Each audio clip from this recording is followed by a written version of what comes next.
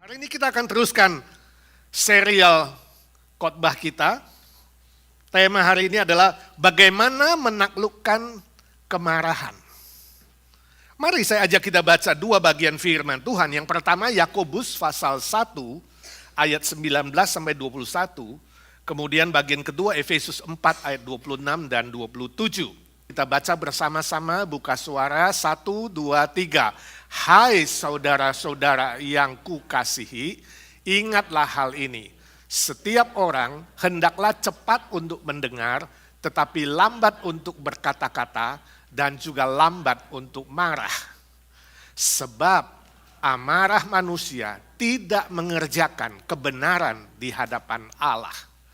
Sebab itu, buanglah segala sesuatu yang kotor dan kejahatan yang begitu banyak itu, dan terimalah dengan lemah lembut firman yang tertanam di dalam hatimu yang berkuasa menyelamatkan jiwamu.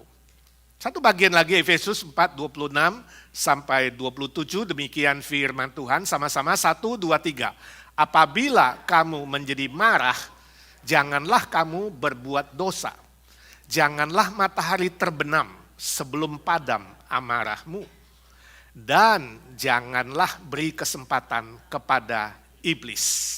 Demikian juga pembacaan firman Tuhan. Berbahagialah mereka yang membaca firman Tuhan, mengerti dan melakukannya dalam hidupnya. Suatu kali ada seorang pemilik sebuah perusahaan, ownernya, bos. Dia mengadakan sidak. Sidak itu adalah inspeksi mendadak. Jadi tanpa bilang-bilang, dia muncul di perusahaannya, khususnya dia ingin memeriksa dan melihat kondisi gudang. Dia lihat ada seorang anak muda duduk-duduk di depan pintu gudang. Santai-santai, padahal adalah jam kerja. Lalu ditanya anak muda ini, berapa gajimu satu minggu? Anak muda itu mengatakan $400. Lalu dia keluarkan dompetnya, bos itu, dia ambil $400, 4 lembar uang 100, dia kasih anak muda itu, dia katakan, ini gajimu satu minggu, sekarang pulang dan jangan pernah kembali lagi. Anak muda itu manggut, kemudian ambil duitnya dan dia pergi. Lalu bos itu panggil manajernya, sini, kasih tahu saya si anak muda itu sudah berapa lama kerja di sini. Lalu manajer itu bilang, bos, itu bukan pegawai kita. Itu tadi ngantar barang orang dari FedEx. Kalau saudara jadi anak muda itu gimana? Seneng gak? Oh puji Tuhan, pagi-pagi Tuhan kirimkan berkat ini durian runtuh. Tapi kalau saudara jadi bosnya gimana? Sial, pagi-pagi sudah kehilangan 400 gara-gara marah tidak pada tempatnya, tidak pada waktunya. Ini sebuah contoh. Kemarahan yang tidak benar menimbulkan kerugian bagi diri sendiri dan juga bisa merugikan orang lain. Sebenarnya saudara, kalau orang marah itu masih normal, betul nggak? Kalau ada orang yang tidak pernah marah, itu artinya apa? Tidak normal. Artinya dia nggak punya perasaan, alias mati. Tapi kalau orang yang sering marah-marah, itu juga tidak normal. Fisiknya mungkin terpengaruh jadi sakit, dia stres, migrain, sakit kepala, ya kan? Darahnya, tekanannya tinggi, detak jantungnya tambah cepat, ya kan? Lalu jiwanya juga nggak stabil, ya? Emosi nggak stabil, dan beban berat di hatinya, sakit di hatinya bertambah. Dan secara rohani juga tidak sehat. Hubungannya dengan Tuhan tidak beres, ya? Kemarahan yang tidak betul itu bisa menimbulkan dosa dan kejahatan, melawan kebenaran firman Tuhan, tadi dikatakan melakukan kebenaran yang melawan Tuhan. Nah secara psikologis saudara, kemarahan itu artinya sebuah kondisi perasaan atau emosi yang bergerak.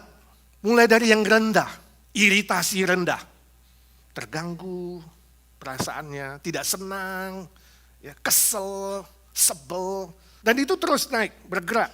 Dari iritasi rendah menuju ingin menyerang orang lain, melukai orang lain. Ya. Bahkan bisa naik juga sampai melakukan hal-hal yang jahat. Namun secara Alkitab, definisi Alkitab, kemarahan itu belum tentu dosa. Contoh Tuhan Yesus pun marah-marah waktu dia di bumi ini. Ya kita baca berulang-ulang dia marah-marah sama orang Farisi, marah-marah sama ahli Taurat, sama pemuka agama, sama umat Israel yang tegar tengkuk gak mau bertobat. Dia bilang kamu seperti ular beludak, ya, munafik, marah-marah. Yesus juga marah-marah di Bait Allah, misalnya dia membalikkan meja orang-orang jualan yang disebut sarang penyamun. Ini Bait Allah tapi kamu jadikan sarang penyamun. Karena penjual-penjual itu kong kali kong, kerjasama dengan para imam yang menentukan mana korban yang kudus, mana korban yang gak kudus ya.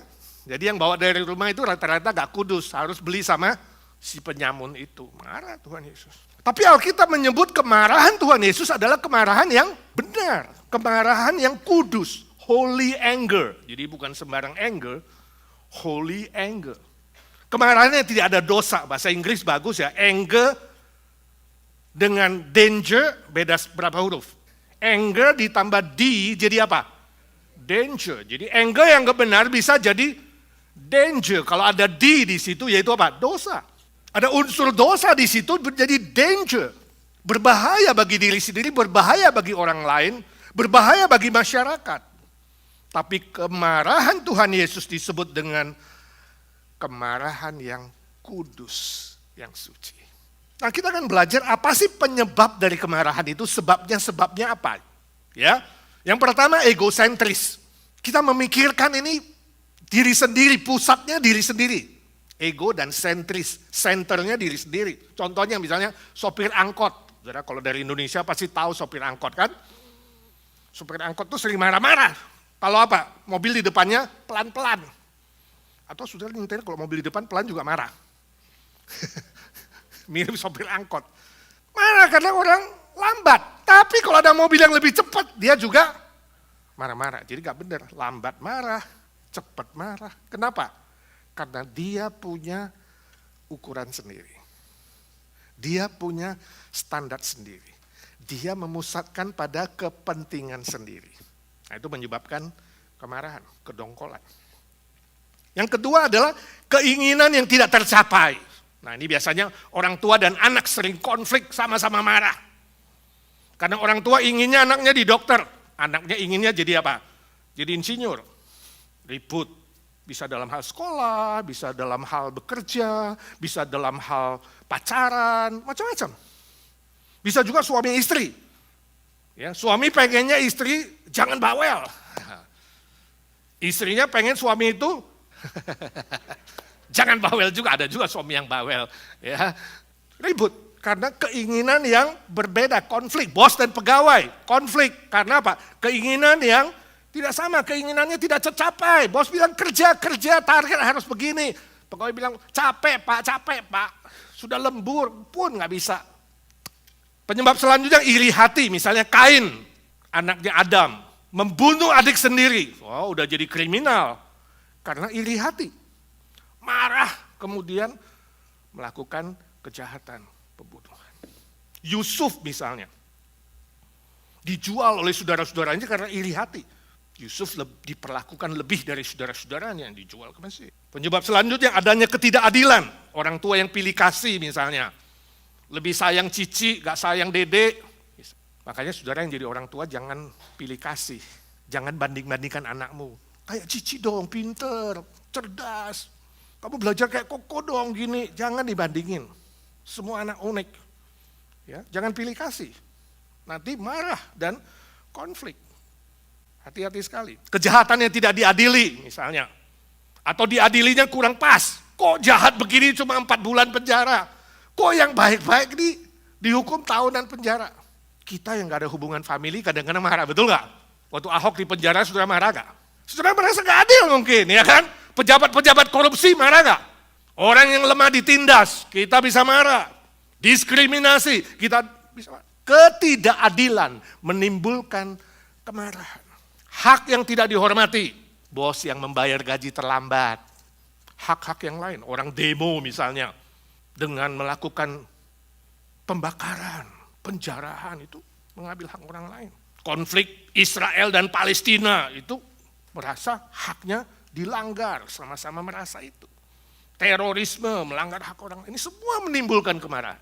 Lalu yang keenam penyebabnya, lelah jasmani dan rohani. Kerja lembur, orang 8 jam, dia 12 jam. Demi dapat bayaran yang lebih. Udah kerja lembur, capek, lapar, pulang nyetir, masih traffic jam, macet. Aduh kesel, bukan main. Sampai di rumah bukannya disambut baik sama istri, disambutnya radio rusak bunyi. Bukan saja istri ngomel sampai rumah, anak 3 berceceran, ingusan, nangis-nangis, ya kan? Buka kulkas, kulkas mati, rusak. Gak ada makanan. Lelah secara fisik, lalu mentalnya ikut, ya kan? Stres, ikut marah, kesel, dongkol. Lelah jasmani dan rohani. Jiwanya juga kering, ya. Ibadah gak pernah datang, online cuma lihat sepotong. Gak disiplin, tidur-tiduran. Ya. Makin lama makin kering kerontang. Jiwanya, hubungan dengan Tuhan jadi retak. Doa asal-asal, ngomong saja, besok dengar ada yang mati, baru serius. Ada yang mati. Oh Tuhan, tolong. Nah ini semua menimbulkan apa? Penyebab kemarahan. Emosinya tidak stabil. Ya, rohani tidak stabil. Hubungan dengan Tuhan jadi gak tenang, jadi khawatir, ya, gelisah, gak ada kedamaian. Ini kepengaruh. Takut sakit, takut mati. Oh, lalu kita bertanya, Pak, bagaimana kita menaklukkan kemarahan itu? Saudaraku, sebagai manusia yang berdosa, ada natur dosa di dalam kedagingan kita, tidak mudah menaklukkan kemarahan. Seringkali bersandar kekuatan sendiri, bersandar kepintaran sendiri, kehebatan sendiri, gagal. Itu sebabnya mau tidak mau kita harus kembali kepada firman Tuhan. Kembali kepada Alkitab. Dan hari ini kita mau belajar 4 langkah konkret bagaimana menaklukkan kemarahan. Dari ayat-ayat firman Tuhan yang kita baca tadi. Yang pertama, akui kemarahan itu. Efesus 4:26 di situ ada ungkapan yang berkata, apabila kamu menjadi marah, kalimat ini berarti apa? Marah itu ada. Marah itu eksis. Kalau gak eksis, gak ada apa yang mau ditaklukkan, betul gak? Ada. Jadi kita harus mengakui adanya kemarahan itu. Jadi kemarahan jangan disangkal. Gue gak marah kok. Tapi ngomongnya suara tinggi, gue gak marah kok. Hah? Mukanya udah merah, rambutnya udah jikrak, ya kan? Udah teriak, ya. Gue tidak marah. Jangan disangkal, juga jangan ditekan. Disimpan, disembunyikan. Nangis sendiri. Ya. Tutup pintu. Begitu ketemu orang, hehehe. Begitu masuk pintu, disembunyikan. Nah orang barat itu dan orang timur itu agak beda. Orang barat itu open, terbuka. Ya, ngomong apa adanya. Orang timur itu sungkan. Apalagi orang Indonesia, ya kan? Sungkan. Kalau dipuji, gak terima. Oh kamu hari ini masakannya enak loh. Enggak lah. Itu aja gak persiapan. Cie. Nyanyinya bagus loh. Enggak kok. Tapi kalau kita bilang, kok masakannya agak asin ya? Marah dia. Ya udah, lain kali jangan suruh gua masak. Tidak pernah lagi gua mau masak di agensi, ha? Bukan dipuji, dibilang asin. Kurang asin. Jadi dipuji gak terima, gak dipuji marah. Gak jujur. Jadi kita harus belajar jujur, mengakui di hadapan Tuhan. Tuhan, aku lagi marah Tuhan. Perkataan dia buat aku sakit hati Tuhan. Aku sedih gara-gara itu, aku marah. Bilang sama Tuhan, juga bilang sama orang itu. Aku marah sama kamu. Akui, ada kemarahan. Nah pengakuan ini berguna untuk apa? Kita siap maju ke langkah kedua. Bagaimana mengatasi kemarahan itu? Setelah ada, akui itu ada. Yang kedua adalah pikir. Pikirkan penyebabnya apa? Yakobus 1:19. Firman Tuhan bilang apa? Ada ungkapan di situ, ya. Cepat untuk mendengar, lambat untuk berkata-kata, lambat untuk marah. Perhatikan, lambat untuk berkata-kata, jadi tahan dulu. Lambat untuk marah. Artinya kemarahan itu jangan langsung dilampiaskan. Jangan spontan, jangan segera. Biasanya itu pasti salah. Lambat, artinya berpikir. Jangan dilampiaskan dengan kata-kata atau perbuatan yang kemudian melukai dan menyakiti orang lain. Berpikir baik-baik. Dengar 2 kali, itu sebabnya Tuhan kasih kita 2 kuping, stereo kiri dan kanan. Dengar dulu kanan, dengar dulu kiri. Ngomongnya berapa kali? 1 kali, karena 2 kuping 1 mulut. Oh, alangkah hikmatnya Tuhan kalau dia ciptakan 2 mulut 1 kuping. Waduh, saya gak tahu bahayanya kayak apa itu ya. Kenapa? Sebab firman Tuhan bilang, orang yang lekas marah, cepat-cepat spontan, itu menimbulkan pertengkaran. Dan orang yang banyak berbicara, terlalu cepat, mulutnya double, saudara.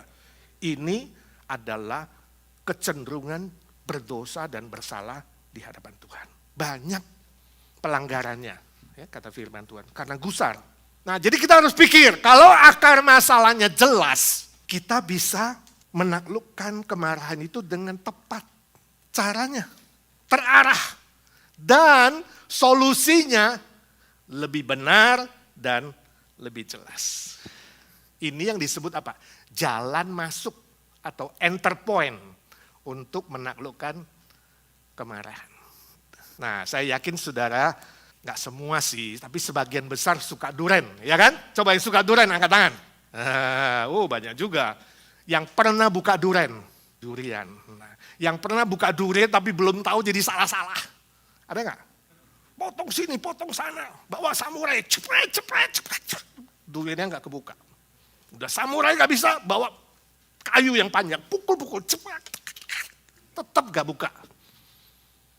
Ya? Dengan besi, linggis, gak bisa. Segala macam kunci dikeluarin, gak bisa, saudara. Cara buka durian gimana? Cari enter point. Itu seninya. Setiap durian ada jalan masuknya. Lihat garisnya, tinggal set. Orang yang jual durian tinggal cepat. Langsung buka, langsung dinikmati. Ya. Demikian dengan kemarahan, saudaraku. Kemarahan itu mau ditaklukkan harus cari enter point-nya. Di mana enter point-nya? Pikir. Minta hikmat dari Tuhan. Tuhan beri aku hikmat. Supaya aku bisa menemukan enter point itu. Dan bisa menyelesaikannya dengan baik. Dengan langkah yang baik. Nah, orang Chinese zaman dulu itu ya, sesepuh-sesepuh kita suka kasih nasihat. Kalau kamu marah, lakukan 3 hal. Yang pertama, minum sup ayam 1 mangkok. Yang anget, sup ayam. Itu udah mau marah, tahan dulu. Minta sup ayam, istriku tolong sup ayam 1 mangkok. Udah minum sup ayam semangkok, saudara yang anget. Mandi air hangat, itu yang kedua. Mandi air. Sudah mandi air hangat, tidur 1 jam. Setelah bangun, baru bicarakan kemarahan itu. Hebat ya orang Chinese ya. Saya yakin itu nasihat orang tua ada manfaatnya, betul gak? Setelah kamu udah minum sup, fisiknya udah lebih sehat, mandi lebih segar dan darah yang naik sudah mulai lancar, ya, peredaran darah. Tidur 1 jam, otak bisa pikir gak? Bisa, pikiran jadi jernih. Berpikir, sebab langkah kedua adalah pikir, ini penyebabnya apa? Ini gara-gara mertua, atau gara-gara menantu? Atau gara-gara gue? Atau gara-gara masalah ini mobil? Atau kita mulai berpikir jernih. Itu sebabnya Alkitab berkata, jangan kamu seperti dunia. Jangan mengikut dunia, tapi berubahlah oleh pembaharuan budimu. Budi itu apa? Pikiran, pembaharuan budi. Transformasi pikiranmu. Sehingga kamu bisa membedakan mana yang baik, mana yang tidak baik. Mana kehendak Allah. Nah, izinkan saya tanya, berapa tahun saudara menjadi orang Kristen? 1 tahun, 5 tahun, 10 tahun? Berapa banyak pemikiranmu sudah diubah? Atau saudara masih membawa pemikiran yang lama sebelum percaya? Jangan kamu serupa dengan dunia. Supaya kamu bisa bedakan mana yang jahat, mana yang tidak jahat, mana yang benar, itu yang dilakukan. Pikir. Yang ketiga, caranya, langkah konkret. Ekspresikan kemarahan dengan benar. Nah, setelah pikir, tahu penjawabnya, sekarang diekspresikan. Efesus 4:26b, di situ ada ungkapan mengatakan, jangan kamu berbuat dosa. Kalau kamu marah, jangan kamu berbuat dosa, itu prinsipnya. Lalu Efesus 4:27 ada ungkapan, jangan beri kesempatan kepada iblis. Artinya apa? Saudara mau ekspresikan kemarahan boleh, tapi jangan melakukan dosa dan kejahatan, baik melalui perkataan maupun melalui perbuatan. Sebab apa? Sebab waktu kamu marah, waktu mau mengekspresikan, iblis mengintip dan mulai bisik-bisik di telingamu. Gak apa-apa. Dia tusuk ban mobil 1, lu tusuk aja 4. Iblis cari kesempatan supaya saudara berbuat yang jahat. Menggoda saudara, jangan beri kesempatan kepada iblis. Itu sebabnya firman Tuhan mengatakan hati-hati, jangan beri kesempatan kepada si jahat. Jangan kamu berdosa. Nah saudara tanya, Pak bagaimana caranya? Ya, ekspresi yang benar itu bagaimana? Fokus kepada penyebabnya. Jadi kalau penyebabnya adalah mobil, fokus kepada mobil. Jangan marah karena mobil lalu ungkit-ungkit masa lalu. Iya 2 tahun lalu, iya 3 tahun lalu. Ya. Jadi marah yang satu pindah, jadi pindah yang 2 tahun lalu yang masih disimpan, dikeluarin. Yang 5 tahun dikeluarin. Ya. Jadi pindah topik dan tambah topik. Dari 1 masalah jadi 10 masalah. Jangan, fokus kepada masalah. Karena tadi udah dapat kan enter point-nya, masalahnya udah dapat. Fokus. Sangat-sangat penting supaya kemarahan gak bertambah. Lalu jaga perkataan, jangan ngomong jorok, jangan ngomong kotor, jangan ikut dunia, jangan pinjam nama binatang, jaga ini perkataan, jangan yang tidak sopan, jangan yang melukai perasaan dan susah diobati, jangan pembunuhan karakter. Masalahnya mobil, kok ngomongnya ke karakter ya. Dasar gak punya otak, otaknya otak udang kali. Mobil ke otak saudara. Jangan, jaga perkataan saudara, sangat-sangat penting. Jangan menuduh sembarangan, menghina atau bawa-bawa keluarga. Ya mungkin dulu engkongnya, ini ribut suami istri, udah pindah ke engkongnya, siapannya, tantenya, segala macam dibawa-bawa saudara. Jangan, perhatikan kata-kata. Ya, Amsal 15 tadi berkata jawaban yang lemah lembut, meredakan kegeraman. Jadi kalau istrimu marah-marah, kamu ya dasar rakus kayak monyet. Ya istriku, aku monyet, kamu istrinya monyet. Ramah saudara, lemah lembut. Untung anak kita bukan monyet. Lalu jaga perbuatan, bukan saja perkataan, tidak boleh berdosa, perbuatan juga. Ya, jangan memukul pihak lawan. Hati-hati. Ya. Di Indonesia suami enak-enak aja gampar istri. Gak apa-apa, di sini gampar, hati-hati, istri-istri, call 911, biar masuk penjara dia, ya dikasih pelajaran di penjara, dan harus ditebus dengan duit. Ya. Jangan pukul istri, ayo suami ngomong. jangan lempar barang, ya lempar gelas, piring terbang, jangan jotos TV gak salah kok, marah TV dipecahin saudara. Jangan ya, perbuatan dijaga. Atau jangan beli boneka. Psikologi ngajar kalau mau marah sama bos, gampang. Beli boneka, taruh di rumahmu. Ganti wajah boneka itu dengan wajah bosmu. Lalu pulang kerja, jotos dia. Ngomelin nih. Psikologi mengajarkan beberapa cara, saudara. Kalau mau ekspresikan, hitung dulu 1 sampai 10. Kelihatan bagus ya, tenang dulu, 1 sampai 10. Udah hitung sampai 10, masih gak tahan, 20. Bila perlu hitung sampai 100. Tetap pengen buat yang gak benar. Boleh teriak. Teriaknya di mana? Kalau bagusnya di tepi laut, yang di tetangga, saudara. Atau di kaki gunung. Teriak-teriak juga rasanya, aduh masih ada nih, gue pengen. Ya, udah, boleh pecahin barang. Tapi yang murah, jangan mahal-mahal. Gelas kayak, ya, habis minum, pecahin. Ya. Jangan pecahin kepala orang. Kelas boleh barang karena dia gak bisa ngesu. Atau itu tadi, beli boneka, marah sama boneka. Nah ada seorang psikolog yang bernama Carol Travis. Carol Travis dia psikiater dari New York New School for Social Research. Dia tidak setuju, jadi gak semua psikiater itu setuju dengan usulan-usulan itu. Kenapa? Dia adakan research, ini hasil researchnya. Travis mengatakan, kemarahan yang semakin dilampiaskan akan membuat orang yang marah itu semakin lama marahnya. Tadinya marahnya 3 hari bisa jadi sebulan mungkin. Kenapa? Kamu terus melampiaskan. Jadi jangan terus dilampiaskan, apalagi diekspresikan dengan tidak benar. Lalu hasil research yang kedua, Orang yang konfrontasi bosnya, tekanan darahnya lebih tinggi dan detak jantungnya lebih tidak normal dibanding orang yang melupakan bosnya, kesalahan bosnya. Lalu hasil riset yang ketiga dia bilang, anak-anak yang dibiarkan marah secara agresif, maki-maki, ya dibiarin, ya kan? Tendang-tendang pintu, dibiarin, kasih dia ekspresi. Tendang kursi, tendang perabot, ada yang tendang kucing, dibiarin. Atau pukul-pukul boneka, atau main games yang tembak-tembakan, game yang sadis. Nah, anak yang dibiarkan melampiaskan seperti itu, anak itu akan menjadi lebih brutal dan emosinya lebih tidak stabil. Alkitab bilang apa? Alkitab bilang hati-hatilah, jangan beri kesempatan kepada iblis, jangan jatuh ke dalam pencobaan. Yesus bilang apa? Berdoalah dan berjaga-jagalah supaya kamu tidak masuk dalam pencobaan, itu kuncinya. Amsal 25 berkata, orang yang tidak bisa mengendalikan dirinya ibarat kota yang roboh, alias apa? Gagal, alias hancur. Nah, permisi tanya, ketika saudara marah, bagaimana saudara mengekspresikan kemarahanmu selama ini? Apakah benar atau tidak benar?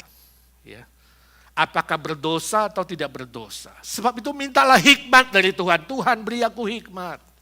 Tuhan beri aku kekuatan, beri aku pertolongan supaya aku bisa mengekspresikan kemarahanku dengan benar dan baik.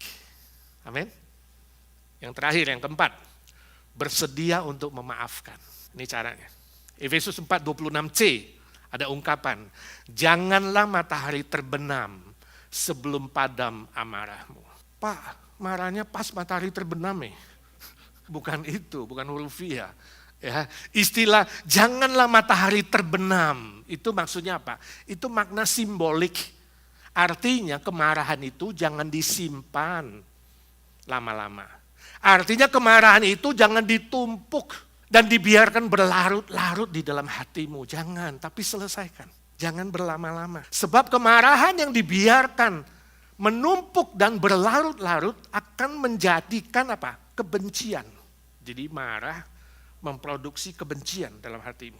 Kebencian yang lama-lama tidak diselesaikan akan menjadi apa? Kepahitan dalam hatimu. Kepahitan yang tidak diselesaikan dibiarkan berlarut-larut akan menjadi racun. Dan racun yang tidak diselesaikan lama-lama akan jadi apa? Beban berat dalam hatimu yang mematikan.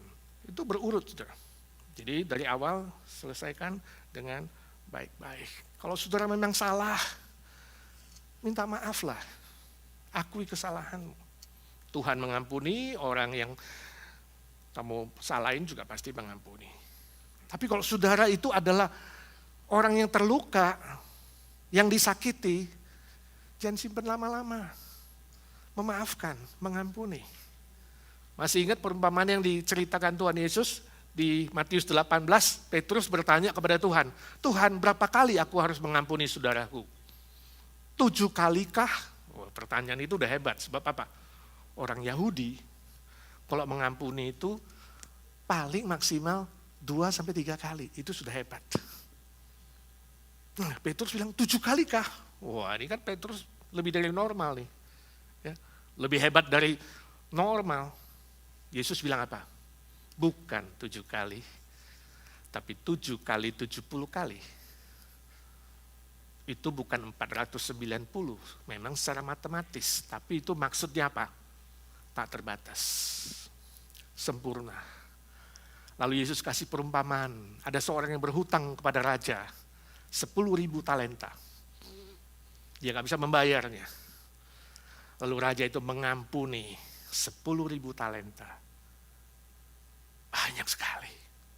Lalu setelah dia diampuni, dia bebas, dia keluar ketemu dengan temannya yang hanya utang 100 dinar. Mana utangmu? 100 dinar. Saudara tahu, 10.000 talenta dengan 100 dinar itu adalah 600.000 banding 1. Banyak enggak? Banyak. Banyak sekali, 600.000. Baru dapat 600.000. Temannya utang 1. Dia marah. Dia cekek temannya, bawa ke penjara. Dan raja diberitahu, raja pun marah mengatakan, itu tidak tahu berterima kasih. Melupakan pengampunan yang saya berikan. Tangkap dia, jebloskan di penjara. Sebab melupakan pengampunan yang dia terima. Saudara, perumpamaan ini menggambarkan Tuhan kita Yesus Kristus yang mengampuni kita tak terbatas. Sempurna ketika dia mati di atas kayu salib, mencurahkan darahnya. Berapapun dosamu, diampuni dan dilupakan. Masakan kesalahan saudaramu tidak kau ampuni? Saudara nanggap gak? Sebenarnya akar masalah yang utama dari kemarahan itu adalah apa? Adalah batin atau jiwa yang terluka, yang dibiarkan berlarut-larut. Dan psikologi menyebutnya apa? Disorder. Disorder artinya apa? Kurang normal. Disorder. Alkitab menyebutnya apa? Disconnect. Nah, ini bedanya saudara, psikologi dan Alkitab. Disorder, ya kurang pas lah normal. Kalau ini apa? Terputus. Kemarahan yang berlarut-larut adalah jiwa yang terputus dengan sumber cinta kasih, yaitu Yesus Kristus. Kalau jiwamu terputus dari Tuhan, sumber kasih itu, jiwamu kering. Tapi kalau jiwamu di-connect lagi, reconnect, disambung lagi dengan sumber kasih, maka hati dan jiwamu berlimpah dengan kasih setia Tuhan. Cinta kasih Tuhan, gak habis-habis. Mengampuni orang itu gak habis-habis, 70 kali 7 kali 7 kali 7 kali 7 terus. Itu sebabnya kalau saudara mau sembuh dan bisa mengalahkan kemarahan itu, harus reconnect. Terima cinta kasih Tuhan Yesus, minta dia curahkan kembali di dalam jiwamu dengan melimpah. Dan dia akan memampukan saudara mengalahkan kemarahan dan melenyapkan kemarahan itu. Amin. Mari kita doa. Ya Tuhan, suara hamba-Mu sudah berhenti. Biarlah suara Roh Kudus terus berbisik-bisik berbicara dalam hati kami. Menegur, mengingatkan, menolong dan memampukan. Supaya kami boleh reconnect kembali dengan Tuhan. Cinta kasih yang sejati Tuhan Yesus sendiri. Disambung dengan sumber kasih yang mengalir dalam jiwa kami. Sehingga cinta kasih Tuhan tidak pernah berhenti ada di dalam jiwa kami. Hidup kami boleh disegarkan, dikuatkan, dipulihkan, disembuhkan. Penuh dengan sukacita pengampunan. Dan juga hati yang rela mengampuni orang lain. Dan membangun kembali, ya Tuhan, relasi yang indah dengan Engkau. Juga relasi yang indah dengan sesama. Dalam nama Tuhan Yesus kami berdoa dan memohon berkat Tuhan. Amin.